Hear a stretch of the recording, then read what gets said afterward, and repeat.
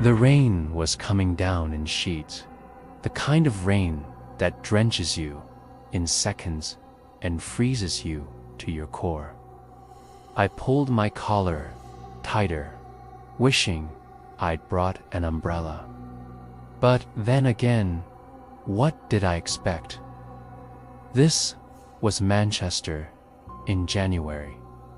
Pleasant weather wasn't part of the equation. His voice was a gravelly monotone, like gravel falling down a flight of stairs. As I hurried along, dodging between pedestrians and puddles, I could see the lights of the station reflected in the shiny tarmac. I was only a couple of minutes late, but I felt a prickle of anxiety as I pushed open the door and walked inside. My boss, Detective Inspector Davies, was stood by the one-way glass, staring out at the street. His broad shoulders and thinning hair were illuminated by the harsh light behind him, making him look like a mafia don straight out of a Hollywood film. I joined him after a moment of silence, wondering what he was looking at.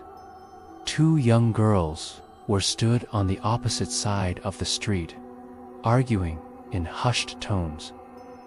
When Lisa returned home at around 9 p.m., the children were nowhere to be seen. The mother had checked all the bedrooms and downstairs, but they were gone. There was no sign of forced entry, and nothing had been taken. It didn't take long for us to realize that whoever had taken them had done so with the mother's permission. The air hung heavy with the smell of stale urine. I flicked on the light and stepped inside. The sight before me made my stomach drop. Her eyes were wide and terrified. Where was her sister? Had she stayed in the bathroom, or was she out there somewhere, hurt and alone? Blood was splattered across the floor, the walls, and the toilet. The scene was straight out of a horror movie. Their matching red coats bobbing up and down with their angry gestures. And that was why I hadn't even considered that Lisa might have brought them to the station. After all, why would she do that? Because I saw them come in here 5 minutes ago. I was watching them. She hit me with a hammer and locked me in the bathroom. Lisa had probably given the girls a choice, one that no child should ever have to make. And they'd chosen their sister. They came straight into the station, then went upstairs. One of them went into the toilets. I watched the whole thing. You saw nothing. Get ready, Davies said, his eyes hard. This is about to get real ugly. You're late, he said, without turning around. Sorry, Dee, I replied, hanging my coat on the rack.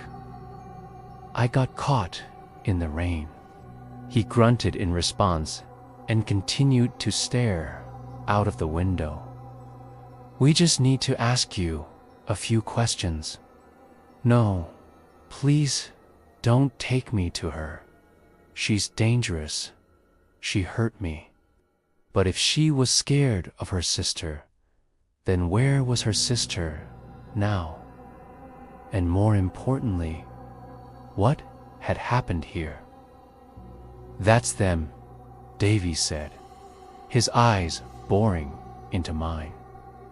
Those are the girls we're looking for.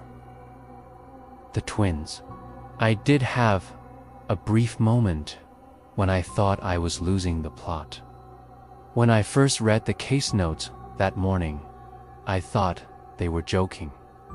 A missing persons report had come in for two 9-year-old girls who'd been missing since the day before. Their mother, Lisa, had reported them missing at 9:32 p.m. The girls should have been in bed by that time. And the fact that they weren't was already a cause for concern. I frowned. But how can you be sure? He turned to face me, his expression grim. His words hit me like a physical blow. Lisa had called them the night before, saying she was going out for a few drinks with her friends and that her mom would pick the girls up. But why? Why would a mother allow her own daughters to be taken? It made no sense. Now, standing there, watching the girls argue, I couldn't help but feel a growing sense of dread. What were they doing here, and why? We watched silently as the girls crossed the street and disappeared inside the station. My heart pounded in my chest as we walked into the women's restroom. Then I heard a voice. What did you tell them about me? I whipped around to see one of the girls standing in the doorway. Her face was pale and streaked with dirt. The girl took a hesitant step forward. Where's my sister? She whispered, her voice shaking. Davies knelt down beside her, his face softening. It's okay, he said gently. She shook her head, tears streaming down her face. My mind reeled. This wasn't the answer I'd been expecting. Before I could question her further, another voice rang out. Don't listen to her, officer. She's the one who attacked me. I turned to see the other girl standing in the hallway, her face bruised and bloody. The hammer. It all made sense now. As I stared at the bloodied hammer in my hand, I knew this was one case I wouldn't forget anytime soon. I've been a cop for 17 years, and I've seen some messed up stuff. But this case, this one, still keeps me up at night. It was a cold November day in 2009. I was working the late shift with my partner, Danny. We were cruising the mean streets of Southside Chicago when the call came in. She kept wringing her hands and wouldn't meet our gaze. My gut was telling me to push harder, but Danny thought we should give her some space. It was a woman named Jones. She picked up on the third ring.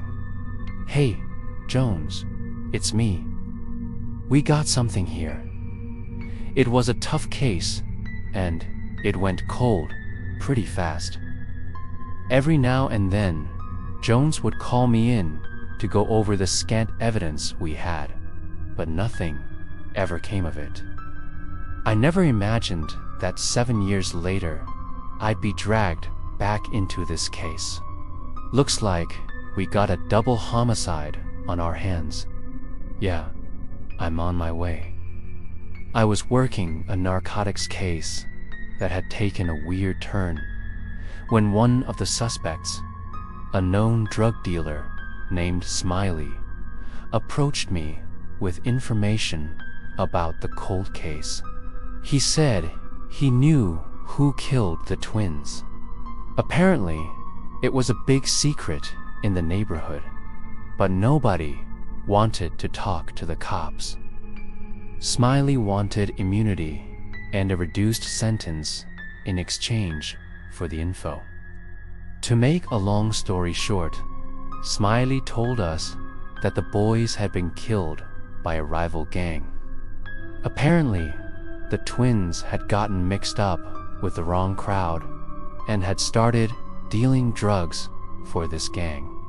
When they decided to quit, the gang leader, a guy named Muscle, had them killed. Muscle was already in prison for a drug-related offense. Smiley even told us where Muscle was being held. I hung up and stared at the grim scene before me. He was a giant of a man with a shaved head and a thick neck. Intimidating is an understatement. Showed him pictures of the twins and asked him point blank if he knew them. He looked away, avoiding my gaze. "Do I look like I hang out with kids, lady?" I told him why I was really there. "You killed those boys, didn't you?" He finally looked at me, his eyes flashing with anger. "What are you talking about? You got the wrong guy." I could tell he was lying. I could feel it in my gut. But I needed more than that to get a conviction. The boys were lying face down in the alley. I felt sick to my stomach. I revisited the crime scene photos, studied the evidence, anything to try and find a new angle. That's when I noticed it. Something small, something I'd overlooked. The killer had left behind a piece of evidence.